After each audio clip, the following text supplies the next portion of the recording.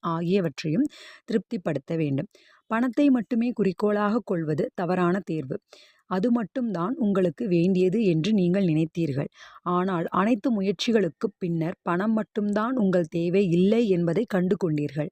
நீங்கள் வாழ்வில் உண்மையான நிலைமை, அழகு, பதுங்கியுள்ள திறமைகளை கொண்டு வருவது, மற்றவர்களது வாழ்க்கை நலமானதாக ஆக்கவும் அவர்களை வெற்றி பெற செய்வதையும் விரும்புகிறீர்கள்.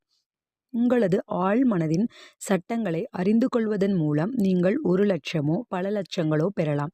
நீங்கள் விரும்பினால் அது மட்டும் இல்லாமல் மன நிம்மதி, நல்லிணக்கம், ஆரோக்கியம், முழுமையான வெளிப்பாடு ஆகியவற்றையும் பெறலாம்.